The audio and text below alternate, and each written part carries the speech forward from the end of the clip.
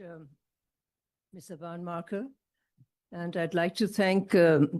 Abid Suleri, the Executive Director of the Sustainable Development Policy Institute, for organizing this 28th conference on sustainable development in the emerging world disorder. And there is a lot of disorder, and I think that these are platforms that we all get an opportunity to actually look at what is dysfunctional in the systems that have been prevailing and what we need to do to introduce some sort of correction measures.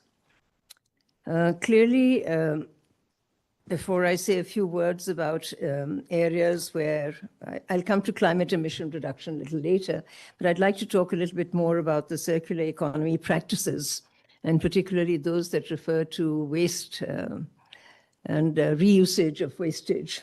So you're recycling and reusing, and how the circular economy looks at that. But at the same time, we have to recognize that while we talk at interregional or sub-regional or international world forums, that there is a large audience that is outside these forums that also needs to be brought in to have a better understanding of the new concepts that are emerging through international dialogue.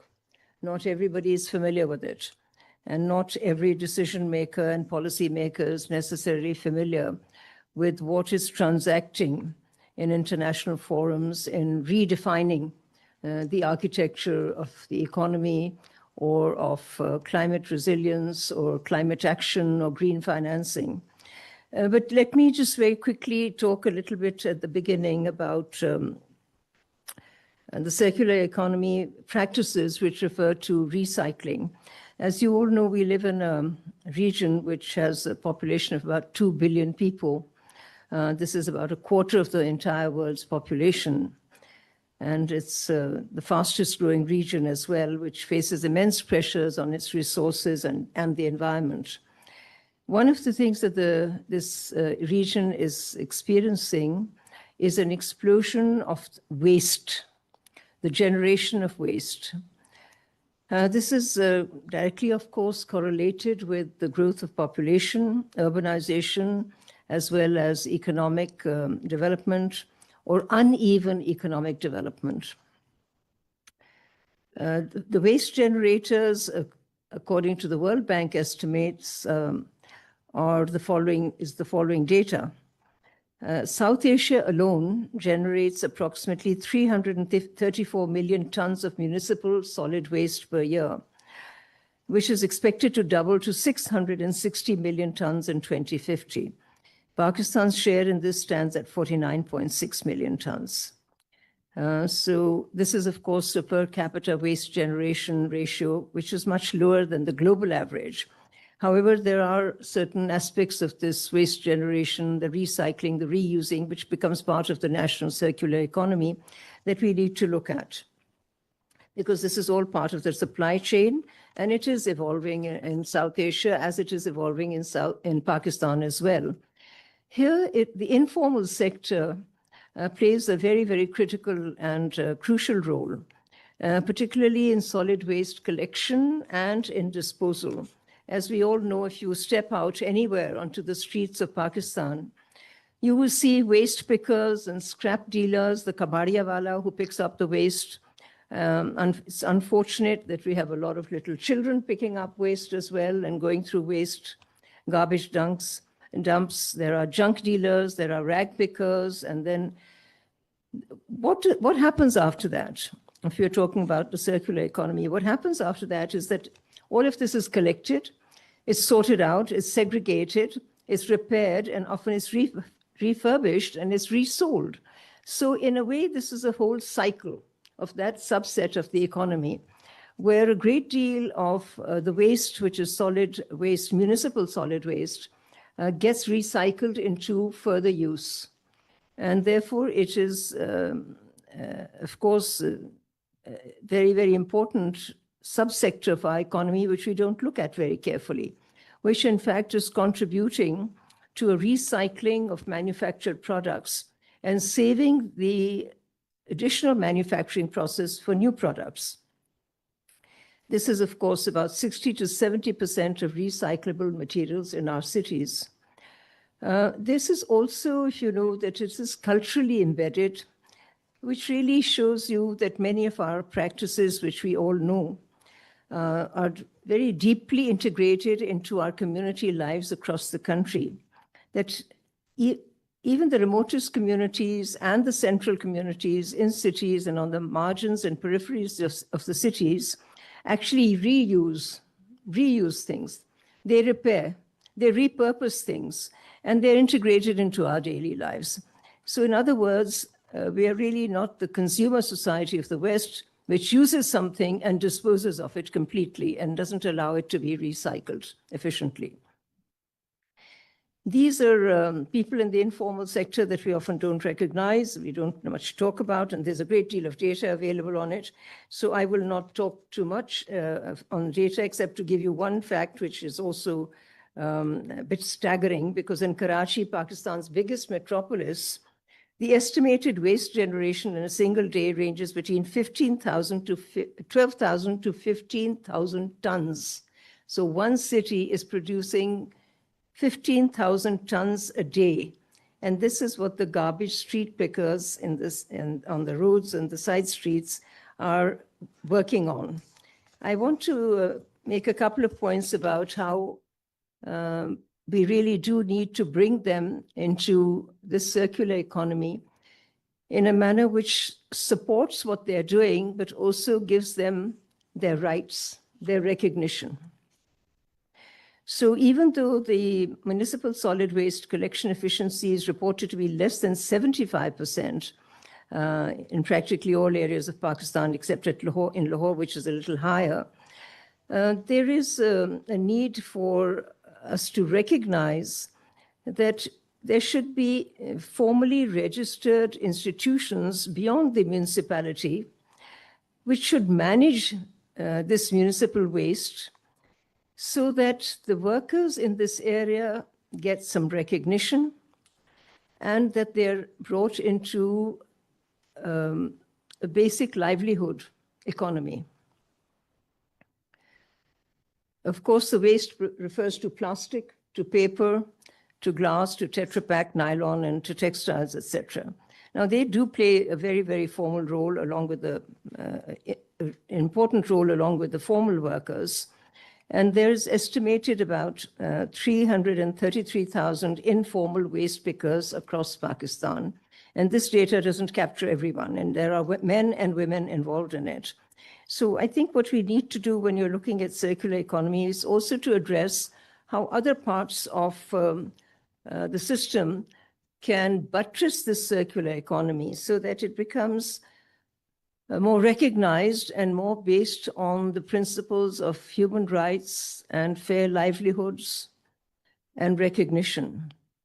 So if you want to include these in a formal manner, there's a need to recognize their role and to have policies for their legal recognition, their access to social protection, healthcare, training, technology, etc.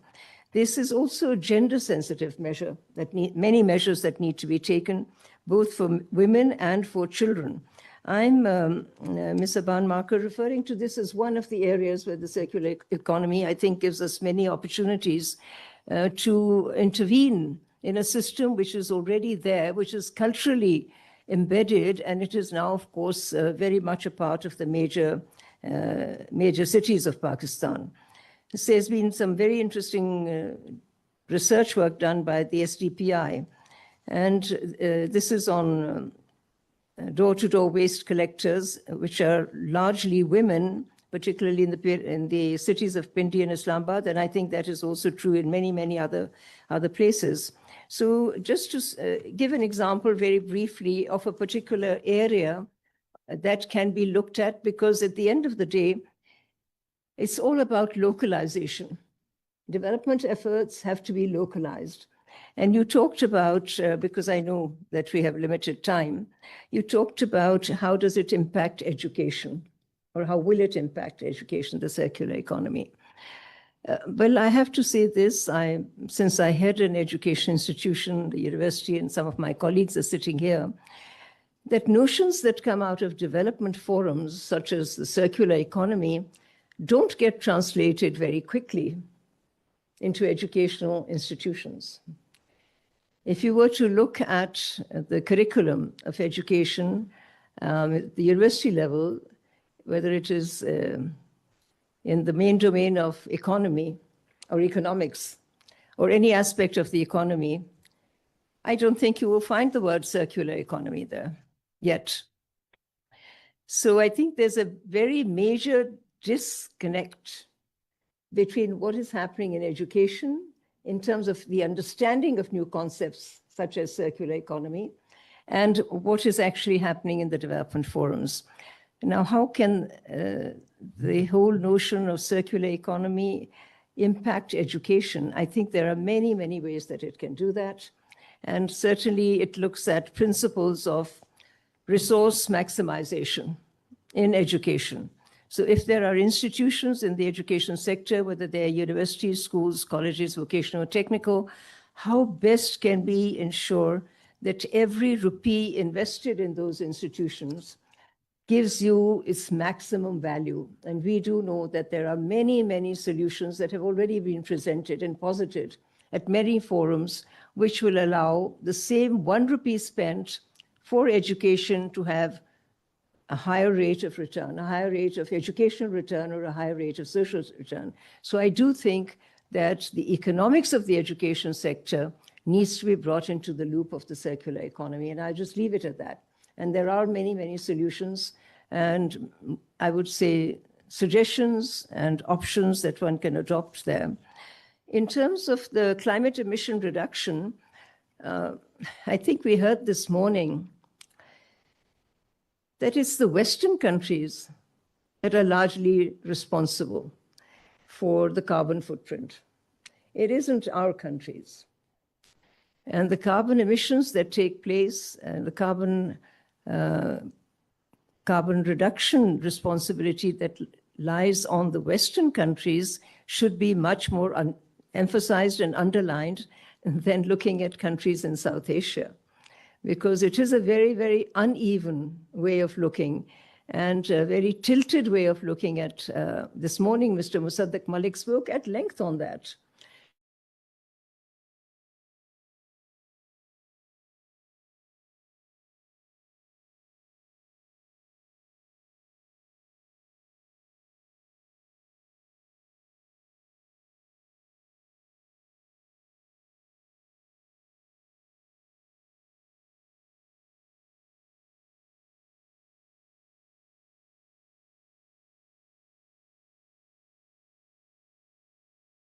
Manufacturing sector, we do know that we need to ensure that we have a better monitoring system there, whether it is in the heartland of Punjab and the industrial belt there or in Sindh, because we do know that there is a lot of carbon emission that's coming out of the manufacturing sector as well. On net zero wastage, I must say that I don't have too many suggestions to offer here, and I have to confess I have not read much about it. Net zero wastage is in a country like Pakistan with a population that's growing at an very, very fast rate, a high rate, to reduce wastage, net zero wastage, when people are already living at the margins of poverty, where they hardly have anything to waste, and they already reuse a lot of their waste. I think the net zero wastage view or frameworks or policy approaches are not applied, and certainly cannot be applied to countries which have something like 45 to 47% of their population living below the poverty line. Yes, net zero wastage is a formula and an approach that needs, for us, the high priority for it would be in the urban centers, which are growing very, very rapidly. There is unplanned urban development, and there is no doubt about that, this policy needs to be very actively taken up with the provinces, because it is not about Islamabad. I mean, the rest of the country is really outside Islamabad. Thank you. So I think there are policy platforms within government, provincial and federal, that need to take this up in connection with the urbanization that is taking place. Thank you very much. Thank you.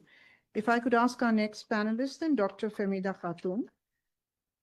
I notice, Fehmida, you're the director of the Center for Policy Dialogue in Bangladesh.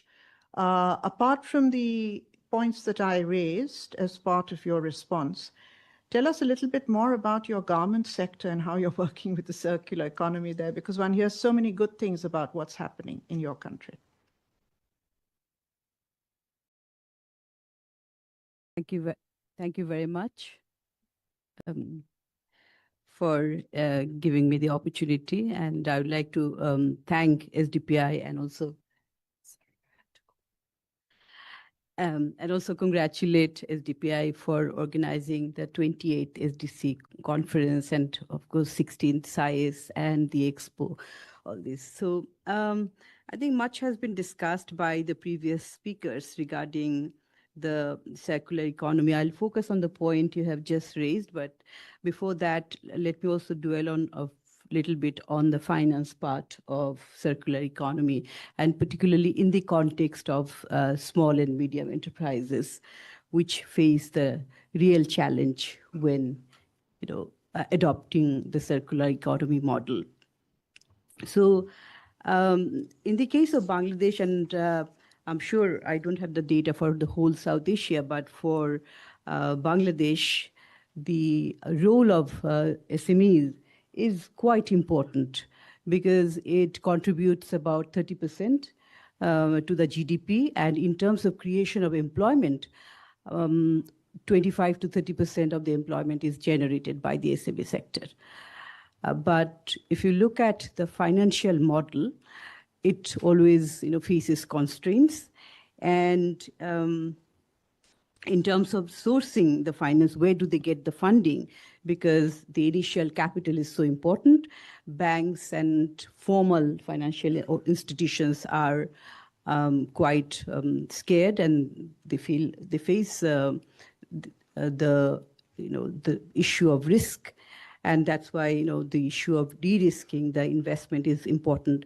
And so sourcing finance for the SMEs is quite challenging, and that's why you see that only 36% of the total finance for the SMEs come from the formal channels, formal sources, banks, and other financial institutions. But the rest, 74%, comes from the informal channels through, loans from friends and families, all these, which is also not a very financially very rewarding because the interest rate is very high and the terms and conditions are also very, very stringent. So they face the challenge. And why banks or financial institutions do not want to lend them? Because of the risk they face. So how to de-risk, your question. De-risking can be, of course, I can give some examples in the context of Bangladesh, is for green financing, the central bank, Bangladesh Bank, has some programs, some policies, for example, their refinancing schemes for green technologies, environmental and social risk management guidelines, and sustainable finance policy. So these measures have really created opportunities for renewable energy and renewable energy efficiency financing. So this can be extended to the circular economy model and can be really integrated for activities such as waste recycling or manufacturing system or waste reuse technologies. And the other can be done also the targeted credit line for sustainability-linked loans. This is another issue. The second option, we often talk about the blended finance, though in the first session that these are blended finances in a way to ask the countries to depend on themselves. But then there are some opportunities because blended finance can create opportunities for more finance, a mix of concessional funds from the public sector and then commercial capital that can create opportunities, and it can also leverage funds from outside as well. Then the issue of partial credit guarantee. This is quite useful so that the SMEs can access funds if the credit guarantees are given by the central bank or the government itself. So the second issue is that apart from finance, what kind of fiscal policies can be adopted in order to support the smaller businesses to adopt circular economy models. Here, of course, the issue of introducing accelerated depreciation for circular machinery, the tax credit, investment tax credit particularly, and then VAT exemptions for repair, reuse, remanufacturing, and then import policy, import duties. So adjusting import duties for recycled materials, that can be useful. So there can be many other, many other measures, but these are just, a few I would like to mention. Coming back to, since time is limited, coming back to your question that Bangladesh's ready-made garment sector or the apparel sector, which is quite prominent. It contributes over 80% of our national, of our foreign exchange reserve. And in fact, in the run-up to this adoption of green technology and greening the sector, the ready-made garment sectors of Bangladesh has really done quite well. In Bangladesh, about 260 ready-made garments factories, they are LEED certified.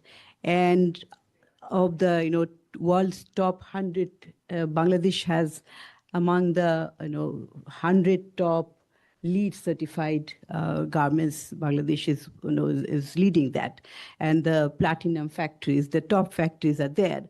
So these obviously requires a lot of investment.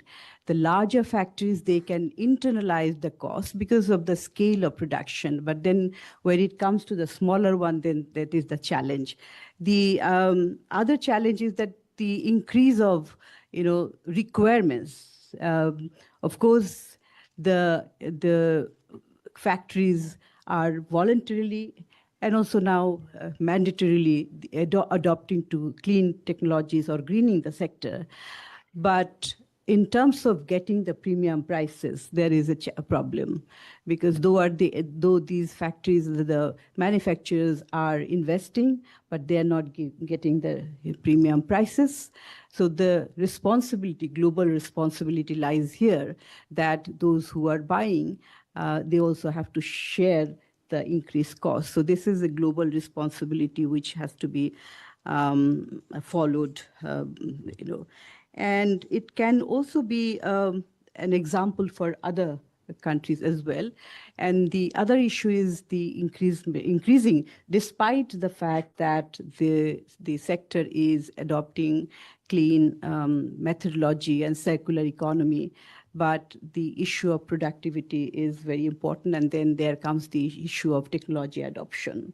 But the challenge is, all other countries which are producing apparels, all other countries will be also faced with the displacement of labor, the disruption of the technology, how to face those challenges. This is going to be something which many of the South Asian countries will have to deal with, particularly Bangladesh, which is a populous country, highly populous country, and the labor market is not large enough to absorb that. So on the one hand, we have to deal with the greening of the sector, and on the other hand, employment generation. So there, the fiscal policy and the finance and technology, capacity development, all these have to come together. Thank you. Thank you very much. I mean, I knew it was impressive. I didn't realize you had that number of LEED certified garment factories. That's really quite a story which one should explore more. Our next speaker is Dr. Dushni Virakul from Sri Lanka.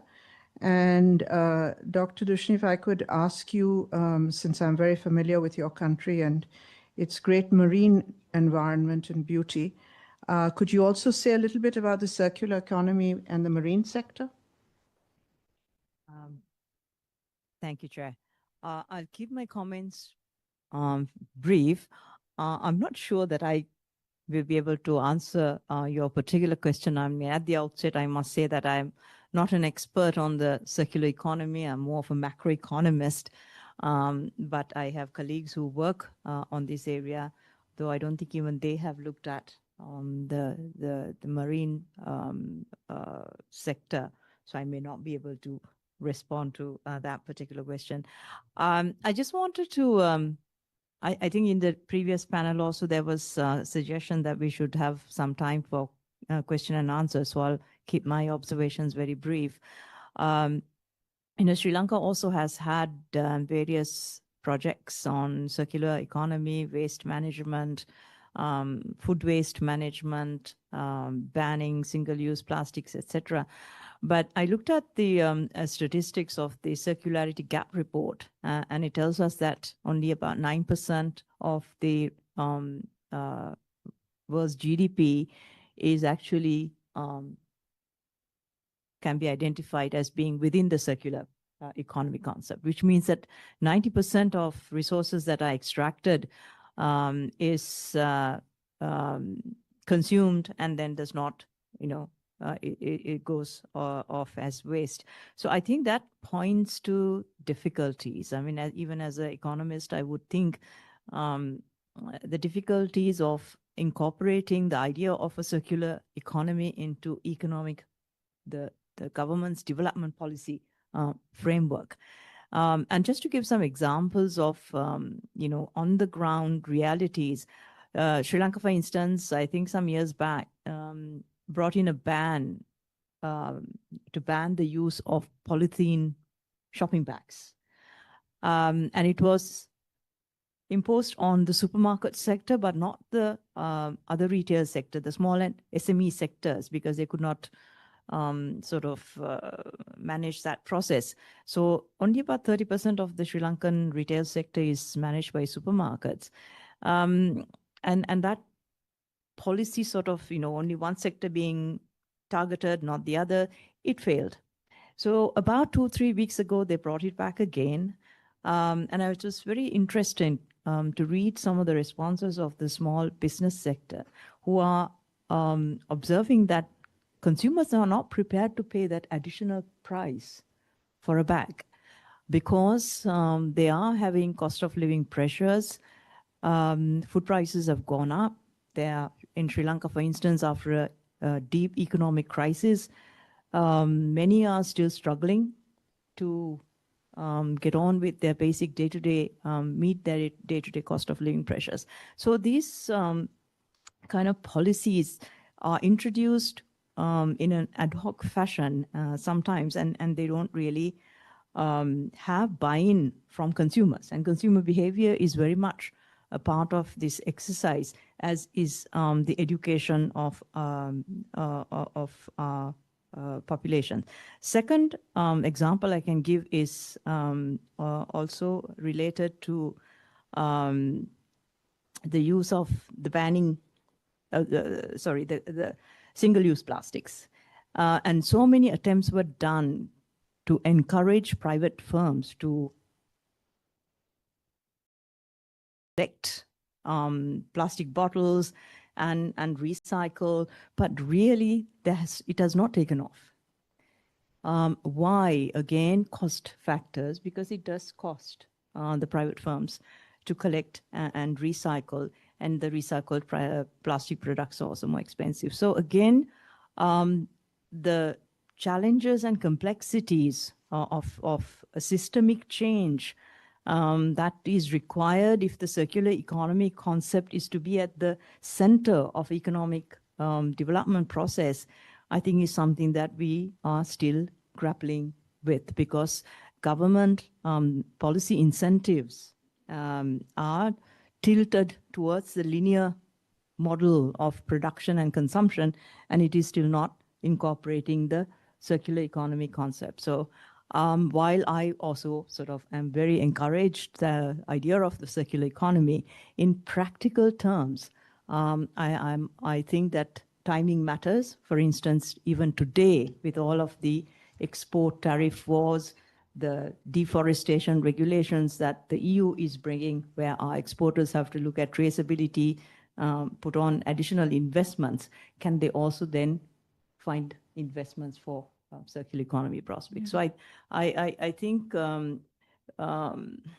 the practical process by which this becomes a successful development process still needs to be thought through carefully if it is to gain traction. Yeah, thank you very much. I mean, basically, you're talking about the policy framework and incentives if you want to make the changes. I'm just wondering, is the next speaker who's meant to be online online? Because I don't see him on the screen. He's on here? Okay, then in that case, could we hear from Dr. Poshraj Pandey? Welcome.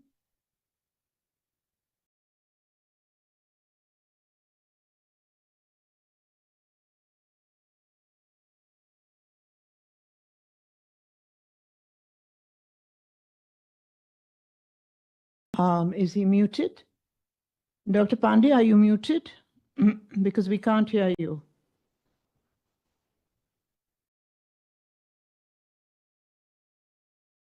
Shall we do that? Yeah. Host is there. Am I audible? Yes, you are now. We can't see you, but you're audible. Okay. Okay, let me start my video. Okay, that's great. Now we can see you and hear you.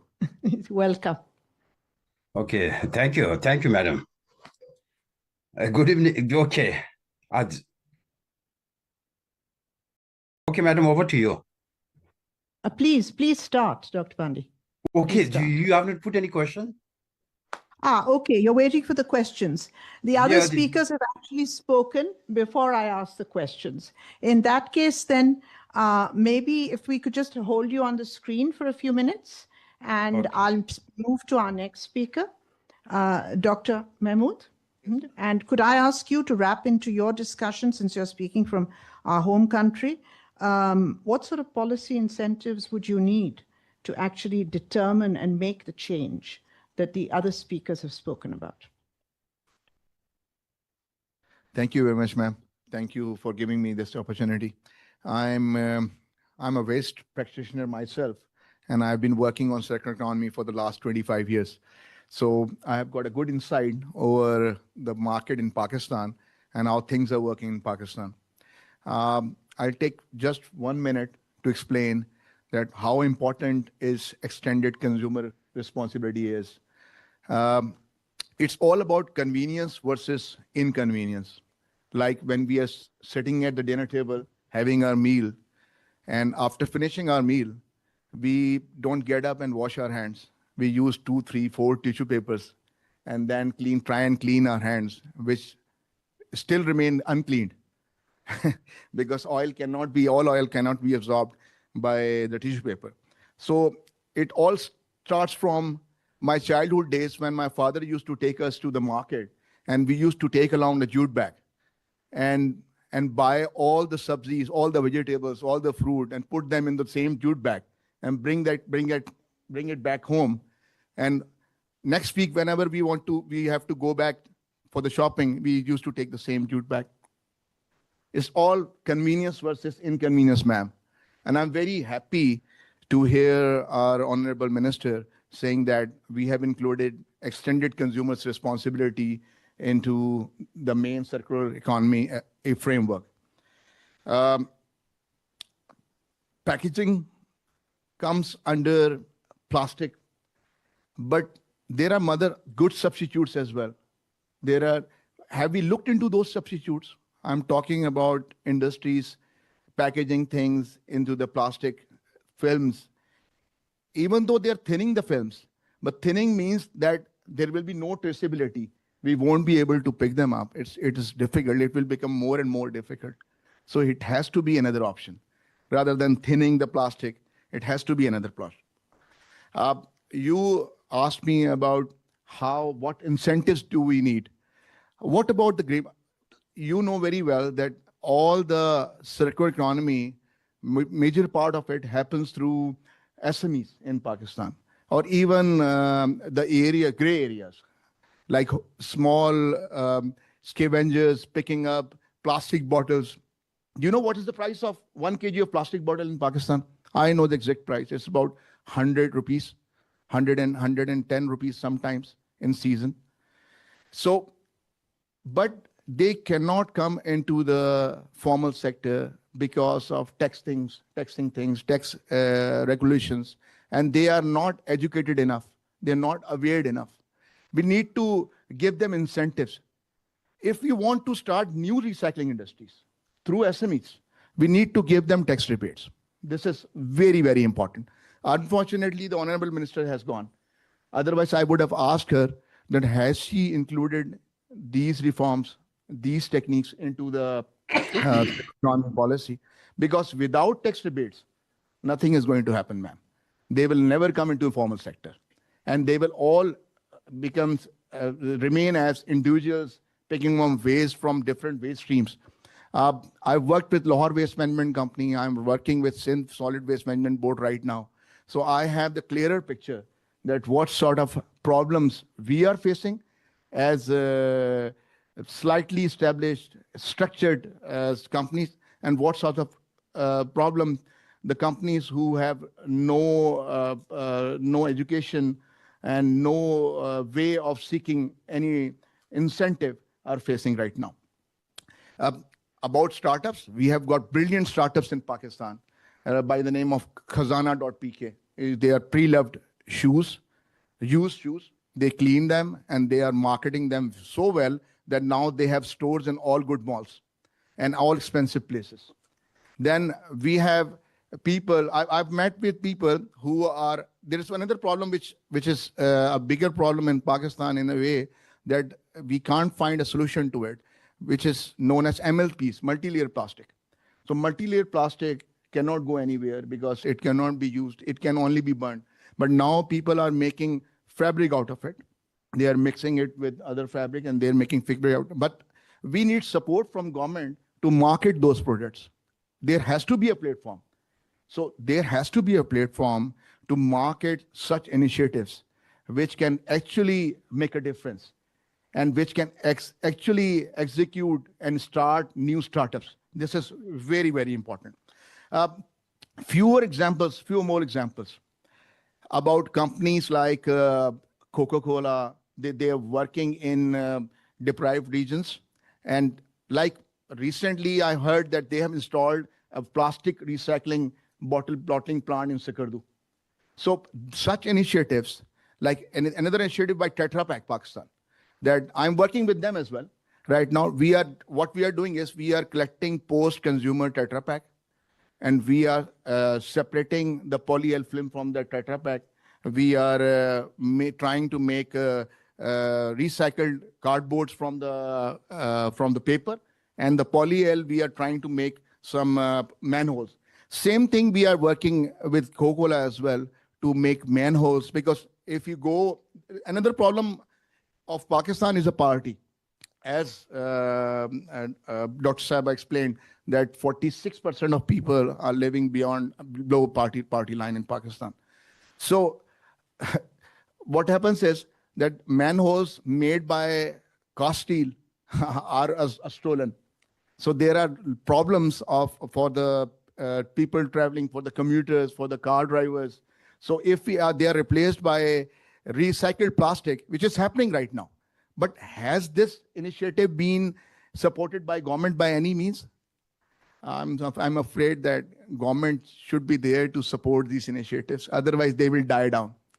And we will be again at net zero. Thank you very much. Yeah, thank you so much. I mean, that's fascinating. And I think since UNEP is involved with STPI on formulating the circular economy policy, I certainly will check on what incentives we've already built in before that actually goes much further. We are, as you've seen, Zainab has tapped me on the shoulder twice. We're running out of time badly. So I'm just going to leave one question with the one speaker who hasn't spoken, Dr. Pandey. And you asked me to ask you the question that I think you've been sent in advance, which is really about waste across borders, particularly with plastics, used textile, e-waste, where if you're looking at circularity, and in regional context, you have to look at cross-border transmissions of waste. So from your perspective, how can regional cooperation and diplomacy in South Asia help address these transboundary flows? Can you address that, please? And that'll be your contribution to this panel. Thank you very much. Thank you, madam. Before I address, that your particular questions, while I was listening, to the session, most of the speaker, they highlighted the role and importance of circular economy. But for me, there are some caveats in the circular economy, particularly in the context of South Asia. South Asia comprises developing and least developed countries, which contemplates for structural transformation, economic growth, poverty alleviation, through manufacturing and industrialization. The question is, to what extent circular economy is the vehicle for their development aspiration? Will this circular economy, what we are talking about, strike the right balance between the three components of sustainable development, that is people, planet, and prosperity? Does the concept of circular economy adopted in a richer and industrialized North address the development challenge faced by South Asian countries? I'm of the view that adopting the concept of circular economy, that is CE+, which goes beyond decoupling resource use from economic growth and market-based solution, that is circular society. Circular society is the need of South Asian countries.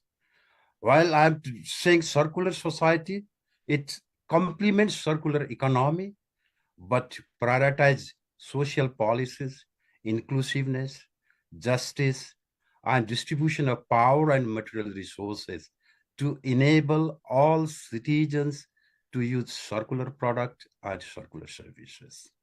With this caveat, let me touch upon the questions Madam put forward. Here, okay, before going that, the issue is basically what are the barriers?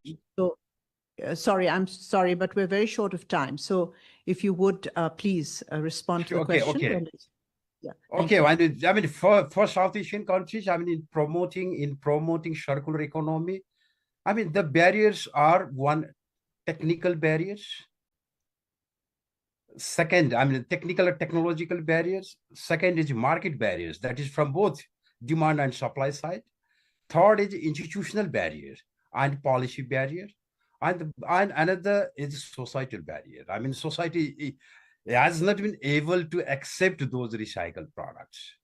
So these are the barriers, and how can we address these barriers? Through regional cooperation. That one could be harmonization of his standards, so that there is social acceptability, and another is the development of value chain and promoting intra-regional trade in recyclable products. That requires a lot of policy issues. Because of short of time, I'm not going to discuss in detail. And another would be having joint venture and joint projects, particularly in covering South Asia region. Well, these are the instruments we can use to promote the circular economy in South Asia. Because of the time constraint, I've not been able to explain those issues which I wanted to address over here. Okay, thank you. I stop over here. Thank you so much. Thank you. And I'm sorry I had to cut you short, but we have time constraints at the moment. With that, I'll end the session. Thank you all. I know there were other questions, but we've had problems with time.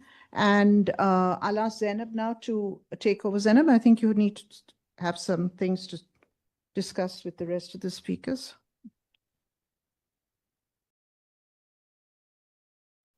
Thank you so much. I think it has been a great learning experience for all of us from the region around circular economy and overall the transition. But regarding Pakistan's circular economy, so I'm just summing up before we announced 2 report launches for the session. Circular economy transition, as government of Pakistan has shown the will, and because we have to understand certain realities as well. We are under an IMF program and government cannot offer incentives directly as of now. But what else can government offer to the private sector? Those non-financial incentives government is offering. So we do look forward to it in keeping in view the current context, keeping in view the current challenges that we have on how to well manage the resources. And as Dr. Shazra mentioned, nobody knew before that our used textile sector is 99% circular. How is that circular? That's another debate for some other day, but we have been presenting that to everyone. We have a lot of case studies of our traditional indigenous practices when plastics were not there. So I think it's even now with plastics, how to move towards circular economy transition, that is the question. And it has to be a win-to-win situation. And that can be made possible only when public and private sector work together, when development sector provide capacity building, knowledge transfer, and when all align on one common agenda, and that is circular economy transition, which is sustainable and which is climate friendly. Thank you everyone, to all the speakers who joined us, to all the participants who joined us here, Ms. Aban for moderating the session. And now I would like to announce the report. First report we have is, if I request the IT team, they can display. So we have the state of circular economy in Pakistan. You can all scan the QR code and download it. This report has been prepared by SDPI in collaboration with Institute for Global Environmental Studies. It represents the true nature of circular economy transition in Pakistan. And this is the first of its kind report where we have highlighted the best case studies, not from the larger private sector companies, but also the SMEs, and also the case studies where larger companies support the small and medium enterprises in Pakistan. So do give it a read, and do give your suggestions and feedback in case you think this can be improved further. Let us know, because this document is forming a foundation for the National Circular Economy Policy as well, that document as well. And as the Minister for State mentioned, it's not going to be the EPR only, like that is something happening in other countries. It's going to be extended consumer responsibility as well, because if you read the SDG 12, that starts with sustainable consumption and production. So you have to consume responsibly, and you cannot just put a blame on multinational corporations for polluting. If you stop demanding, they'll stop producing. So when demand is there, it's going to be produced. And as the Minister Musaddiq Malik Sahab mentioned in the morning plenary, that highest consumption is from the developed countries, not from the developing countries. With this, I would now request the IT team to show the next report, which is the socio-economic impact assessment of the Coca-Cola system Pakistan that has been conducted by SDPI. Now, I would invite Mr. Syed Umar, but before you take the stage, SDPI as a third party has conducted this assessment, how an MNC contributes towards sustainable practices, towards your GDP growth, towards your socio-economic impact, and towards the overall sustainability and circularity. This is a third-party review. This is not like something that we do by getting data only. This is something that we do by getting data and by validating it, by verifying it. And if this is how an MNC produces an impact, then you should learn that all other MNCs are also producing some kind of impact, and that they should not be always, bashed that, they're polluting or they're doing some things which is not sustainable. Rather, they should be encouraged for those things that are sustainable and that is supporting the economic transition of your country as well. So encourage best practices, but do discourage the practices that are not sustainable. Mr. Syed Umar, I would like to invite you. He's the Head of Corporate Affairs and Sustainability at CCI on stage to share your remarks, please. Please show us that you all are awake. Thank you. Thank you, Zainab. Assalamu alaikum, ladies and gentlemen. I won't take much of your time. Tomorrow we have a formal session on this launch of the socioeconomic report. However, what I would like to emphasize here is, as a Pakistani, two facts which I just want to put on the table. One is the element of working as a Pakistani in Coca-Cola company. I think it's important to understand what the contributions have been, which mostly are not measured, especially even in this report, which might not be highlighted as much. One is the export of talent, which a company like Coca-Cola company does. We have had over the last 5-6 decades, over hundreds of our Pakistani employees have gone globally to Atlanta, to Turkey, to Jordan, to globally, each and every country, and have contributed. The whole concept of that is not only are they going and being, given that additional global exposure, but once they come back, they are able to implement a lot of the best practice which they have learned. And some have been also used and contributed towards government services and been contributing to the economy of the country. The second thing which I want to highlight is that we work with a lot of vendors. And as a multinational company, the biggest impact is when you work with the local vendors, you bring their expertise level to the global level, where they then also become part of the global supply chain. So we have had numerous of our local vendors, when we started off with them, they didn't have any human rights policies, which we started implementing, and a lot of the R&D that happened. As a result, I'm very happy to share that a lot of these vendors are now not only part of our global supply chain, which is that they're exporting a lot of these things, but they are also now big enough to be value chains of a lot of other companies. And that is heartening for me as a Pakistani, that these elements and these achievements, which sometimes are not measured, is the contribution that companies like ours do. And they really help contribute towards the employment generation, towards the investments, and towards the R&D. Thank you very much for your time. Assalamu alaikum. Thank you very much for highlighting. May I please request, okay, the speakers had to leave, but may I please request the team of IGS to join us on stage, and also Bausan, Dr. Kumara, please, Dr. Honda, you can join Faisal and Faraz on the stage for a group photo. This is a team that has been working diligently on South Asia Pakistan Circular Economy Policy with the Ministry of Climate Change. Madam, I did not see you. You left the stage. Please join us. If you can join us on the stage for the group photo.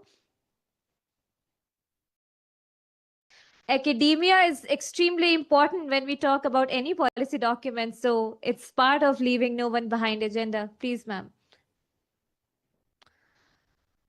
Thank you. Thank you. Please join us.